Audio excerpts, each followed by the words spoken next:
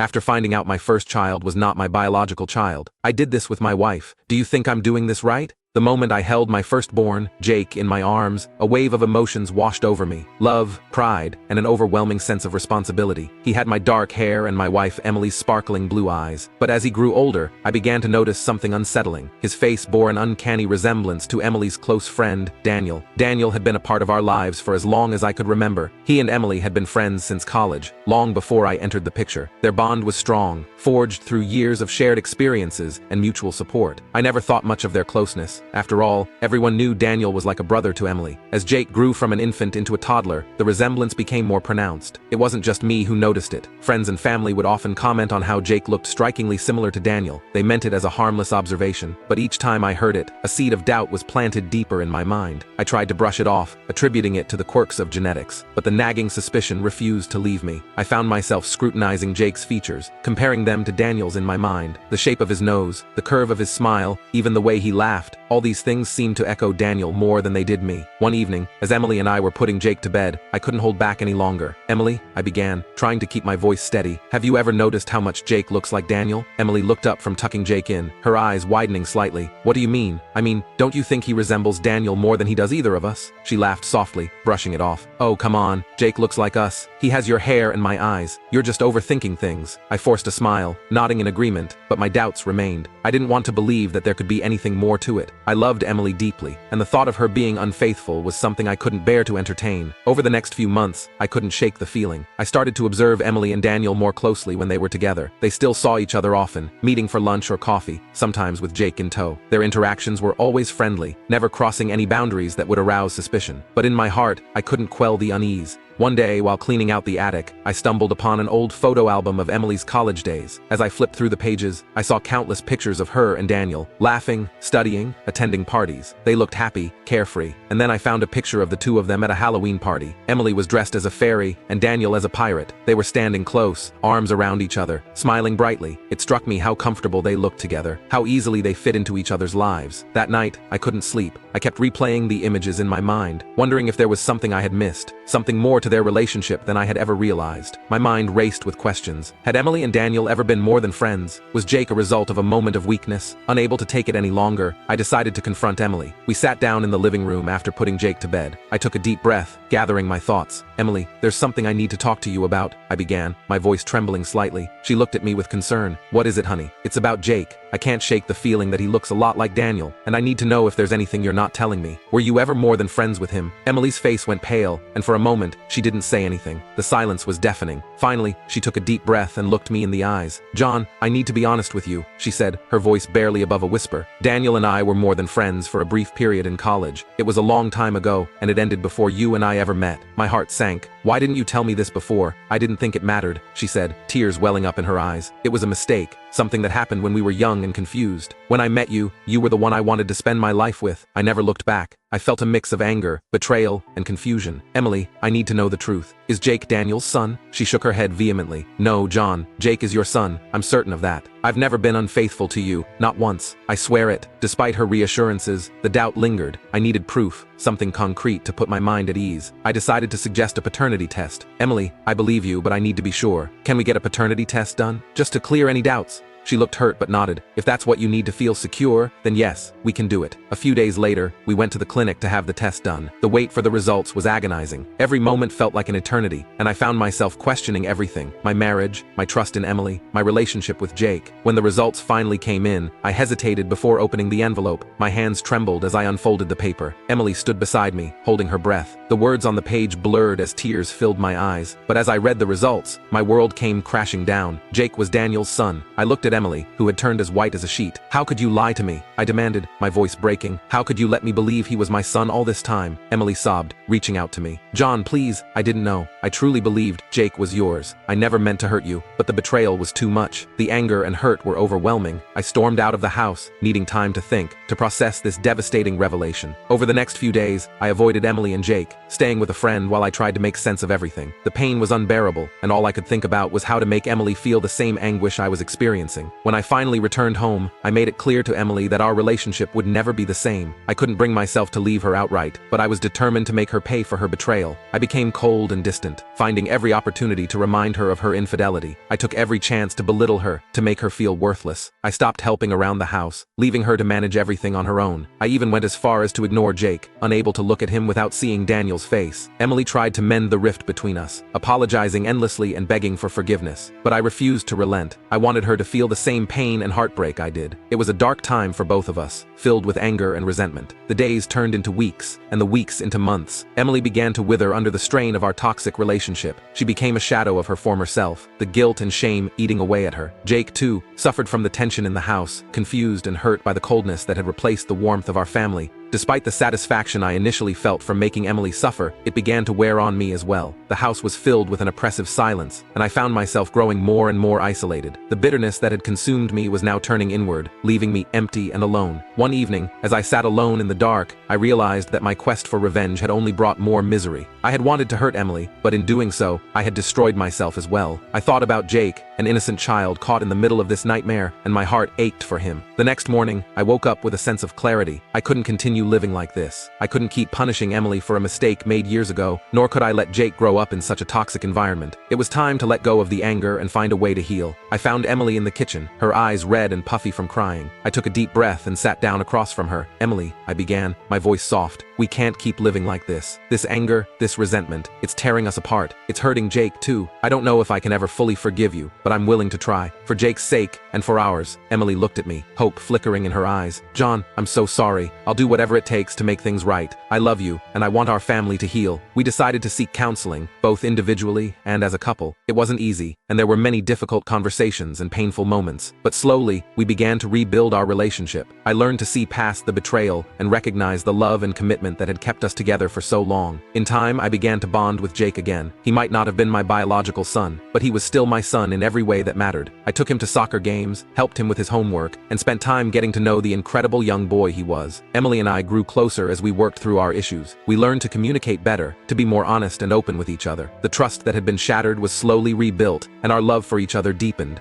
Years later, as I watched Jake graduate from high school, I felt a deep sense of fulfillment. Our family had faced its trials, but we had emerged stronger, united by love and trust. And that, I realized, was the true legacy we had built, a legacy of resilience, faith, and unbreakable bonds. No matter what the future held, we would face it together, with hearts full of love and minds at peace.